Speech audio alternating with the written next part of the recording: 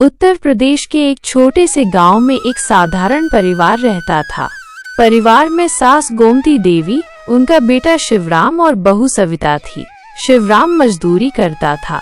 खेत तो थे लेकिन इतने छोटे कि मुश्किल से 2 वक्त का अनाज ही निकल पाता था। अक्सर शिवराम को शहर जाकर दिहाड़ी करनी पड़ती थी। कई बार तो हफ्तों तक घर में राशन का टोटा हो जाता था।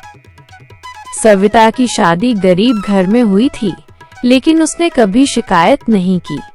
संगीत उसका मानना था कि पति का घर ही उसका सच्चा घर होता है। गोमती देवी का स्वभाव बड़ा तेज था। अक्सर बहू को ताना मारती, अरे सविता, औरत होकर भी घर में बैठी रहती है।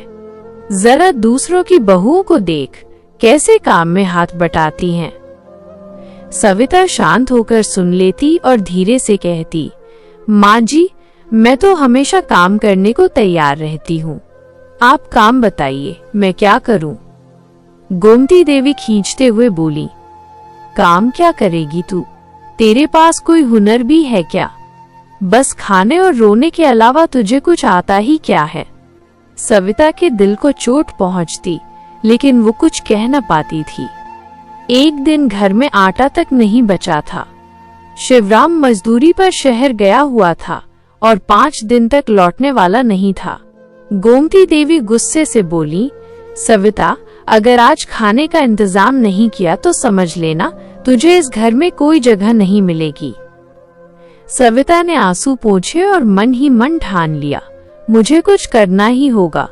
अगर मैं हाथ पर हाथ रखकर बैठ गई तो ये घर बर्बाद हो जाएगा। संगीत। सविता सुबह सुबह सिर पर टोकरी रखकर पास के जंगल की ओर निकल पड़ी। जंगल में उसने सूखी लकड़ियां काटनी शुरू की और फिर सविता लकड़ियों की गठरी सिर पर रखकर बाजार पहुंची।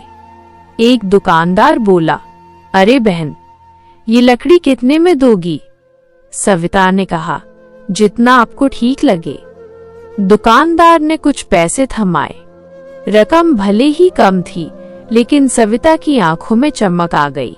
वो पैसे लेकर घर लौटी और माँ जी के हाथ में रख दी। गोमती देवी ने पैसे गिने और व्यंग्य से बोली, इतने पैसों से क्या होगा? क्या पेट भर जाएगा? ये सब दिखावे का काम है। सविता ने कुछ न कहा। वो जानती थी कि शुरुआत छोटी है, लेकिन यही उसके संघर्ष का पहला कदम है।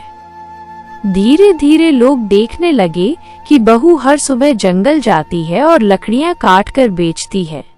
कुछ औरतें कहने लगी, अरे देखो सविता को, बहू होकर भी जंगल में लकड़ी काटती है। ऐसी मेहनती बहू आजकल कहाँ मिलती है? लेकिन कुछ लोग ताना भी मारते, शिवराम की बीवी तो पूरे गांव की मजाक बन गई है। सविता सब सुनती, लेकिन चुपचाप काम करती रही। प्रशंसा। अब सविता रोजाना सुबह सुबह जंगल जाती, कभी बारिश में भीगती, कभी धूप में पसीना बहाती। लकड़ी बेचने से घर का खर्च धीरे धीरे चलने लगा था। शिवराम जब शहर से लौटा तो उसने बहू के हाथों में छाले देखे तो आंखों में आंसू भरकर बोला, सविता, ये तूने क्या कर डाला? तुझे तो आराम से घर संभालना चाहिए था। सविता मुस्कुराकर बोली, शिवराम, अगर मैं ना करती तो माँ जी भूखी रह जाती और तुम परदेश में परेशान हो जाते। मेहनत से मुझे डर नहीं लगता।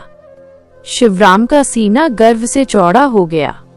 सविता अब रोज जंगल से लकड़ी लाने लगी थी। सुबह सूरज उगने से पहले ही वो टोकरी लेकर निकल पड़ती। कांटों और झाड़ियों से उसके हाथ पांव कट जाते, कपड़े फट जाते, लेकिन उसके हौसले कभी नहीं टूटे। गांव की औरतें उसे देखकर ताने मारती, अरे सविता, तेरा तो हाल देख, बहू होकर लकड़ी ढोती फिरती है क्या? तेरा पति तुझे खिलाने पिलाने लायक नहीं है क्या? सविता बस मुस्कुरा देती और कहती, मेहनत करने में क्या शर्म है, बल्कि भूखा रहना उससे बड़ी शर्म है।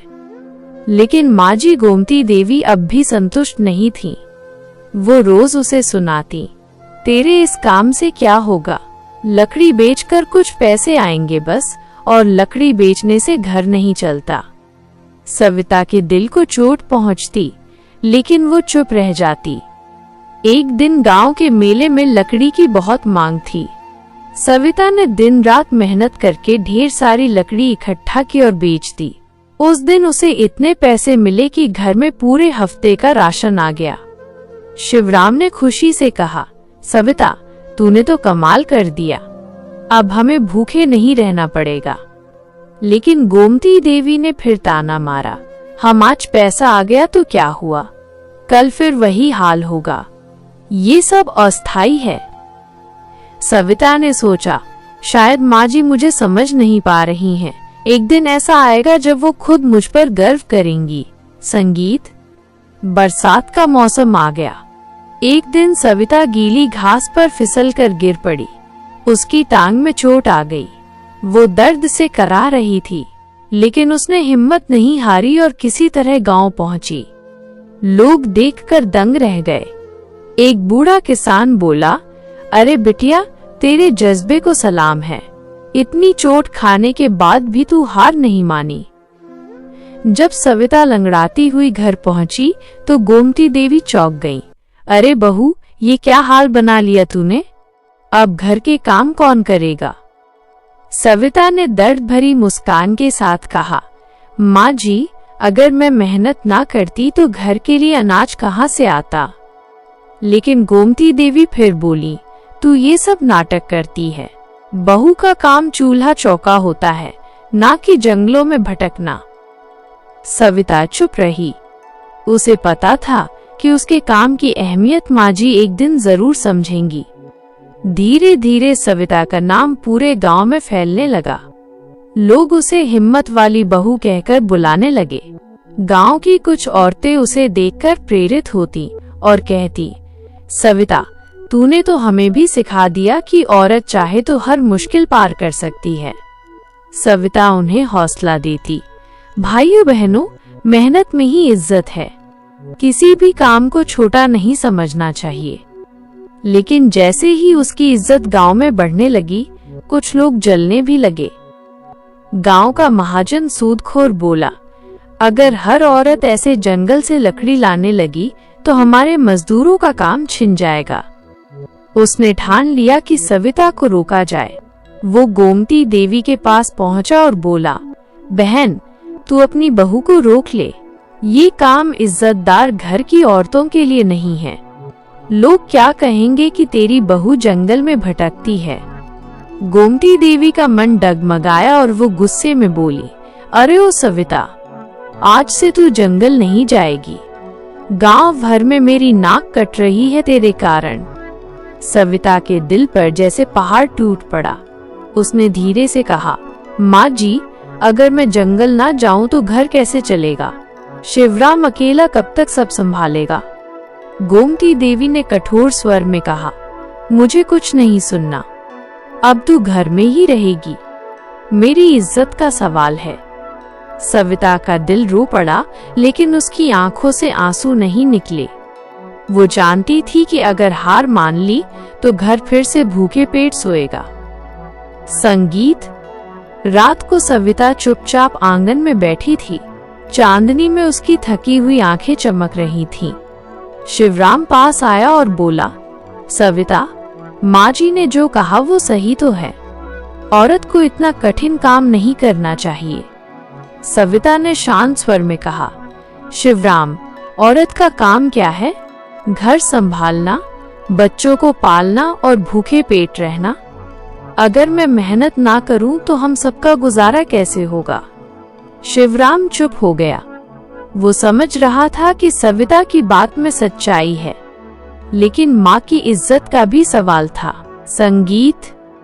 अगले दिन गोमती देवी ने शिवराम को डांटा, तू अपनी औरत को काबू में रख, बहू होकर घर की इज्जत मिट्टी में मिलाती है।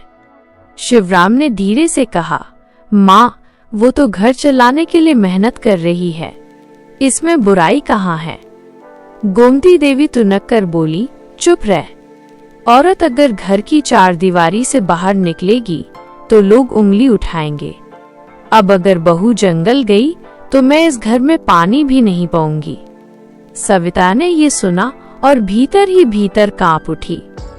उसके सामने दो रास्ते थे, या तो माँ जी की बात मान ले या फिर अपने परिवार को भूख से बचाने के लिए अपनी राह पर डटी रहे। उस रात सविता नींद में भी बेचैन रही। सुबह सूरज निकला तो उसने चुपचाप टोकरी उठाई और निकल पड़ी। शिवराम ने देखा तो घबराकर बोला, सविता रुक जा, माँ जी को पता चला तो तूफान मच जाएगा। सविता ने दृढ़ स्वर में कहा, शिवराम तुम डरो मत, मैं गलत काम नहीं कर रही हूँ, मैं मेहनत कर रही हूँ और मेहनत से कभी बदनामी नहीं होती। शिवराम उसे रोक न सका। उस दिन जंगल में अजीब सन्नाटा था। सविता लकड़ी काट ही रही थी कि अचानक एक जंगली सूअर उसकी ओर दौड़ पड़ा। सविता डर के मारे कांप उठी। वो जैसे तैसे पास के पेड़ पर चढ़ गई। सूअर ने नीचे काफी देर तक मिट्टी खोदी और फिर चला गया। सविता का दिल जोर जोर से धड़क रहा था। उसने भगवान से मन ही मन कहा, हे प्रभु मुझे हिम्मत देना, मैं हार नहीं मानूंगी। जब गोमती देवी को ये सब पता चला तो उनका चेहरा लाल हो गया। उन्होंने गुस्से से कहा, सविता तूने मेरे कहे की धज्जियां उड़ा दी। अब अगर तू फिर जंगल गई तो मैं तुझे इस घर से निकाल दूंगी। ये सुनकर शिवराम और बच्चे घबरा गए। सविता ने शांत स्वर में कहा, माँ जी मैं आपके चरणों में सिर झुकाती हूँ, लेकिन सच कहूँ तो अगर मैं मेहनत ना करूँ तो ये घर भूख से मर जाएगा। अगर मेरी मेहनत से आपको शर्म आती है तो मैं अपने भाग्य पर शर्मिंदा हूँ।